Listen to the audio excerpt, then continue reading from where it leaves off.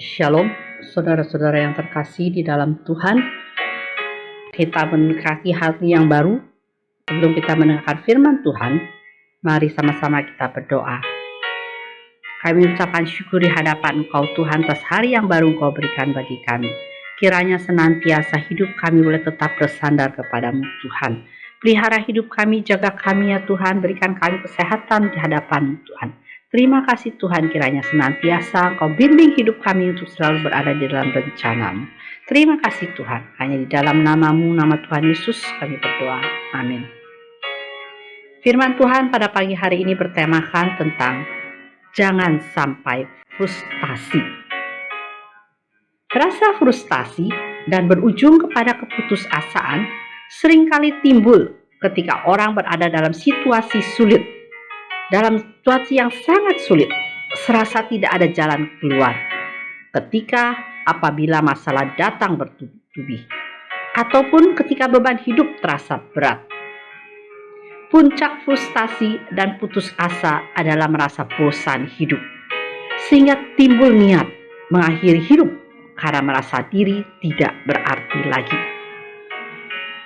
Di dalam Ayub pasal 10 ayat 1 dikatakan, "Aku telah bosan hidup, aku hendak melampiaskan keluhanku, aku hendak berbicara dalam kepahitan jiwaku."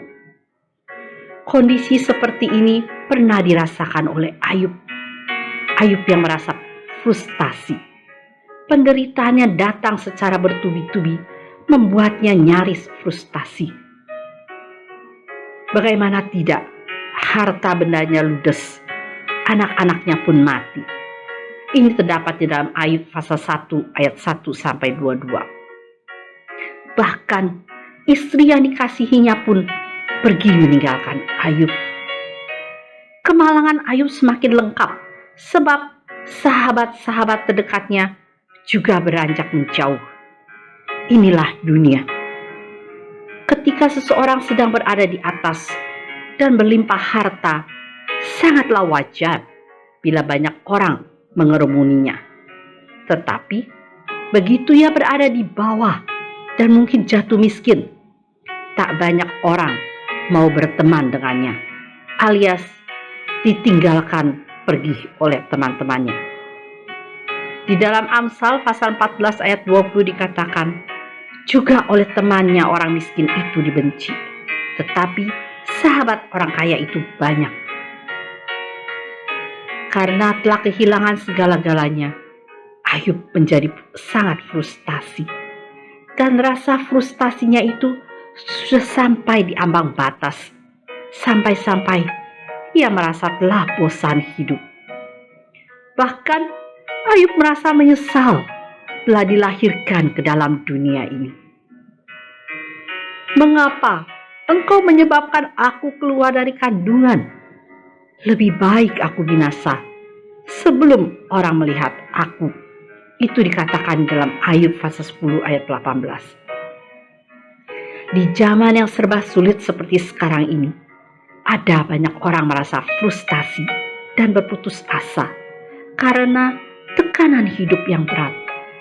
Bahkan tidak sedikit dari mereka yang terbesit di hati untuk kadang mengakhiri hidup sama seperti Ayub.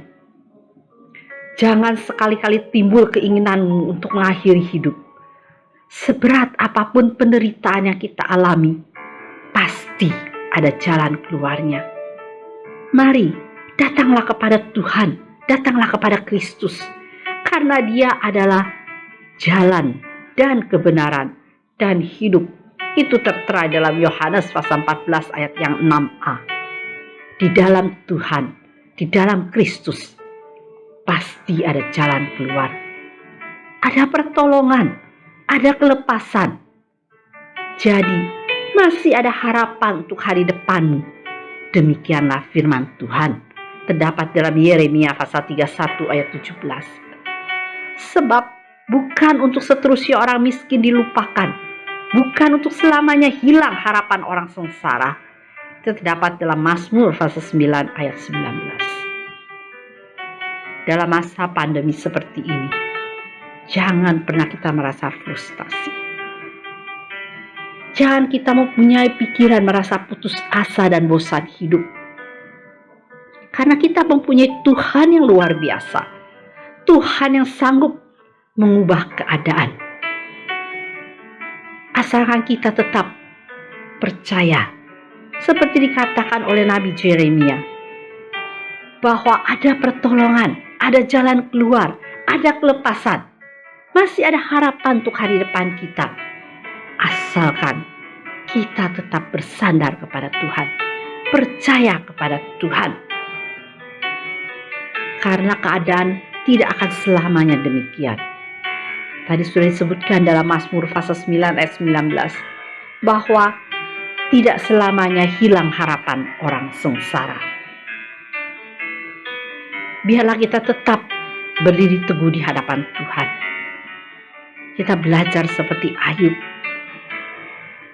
yang merasakan telah kehilangan segalanya, namun tetap percaya bahwa Tuhan adalah Tuhan yang sanggup. Tuhan kita, Tuhan yang maha kuasa, Tuhan yang luar biasa, Tuhan yang sanggup mengubah keadaan.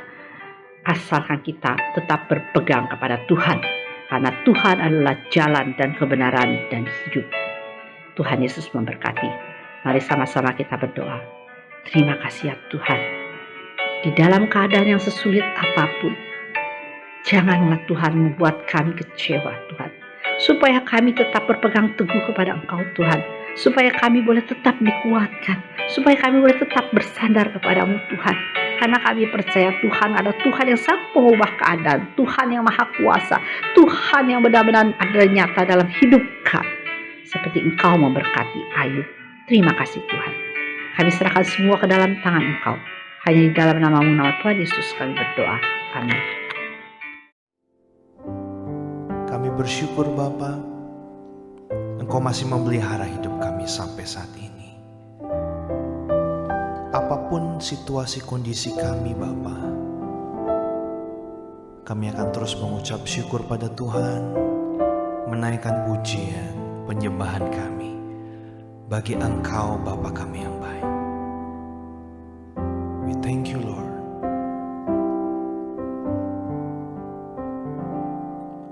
Bapa, besar sungguh kasih setiamu, nyata sungguh perlindunganmu, tak satu kuasa mampu pisahkan aku dari kasih-Mu. Bapa, ajarku selalu hormati-Mu, ajarku turut perintah-Mu, berikan ku hati untuk menyembah-Mu dan bersyukur setiap waktu, seperti Bapa sayang anaknya, demikianlah Engkau mengasihiku. Kau jadikan biji mata-Mu, Kau berikan semua yang ada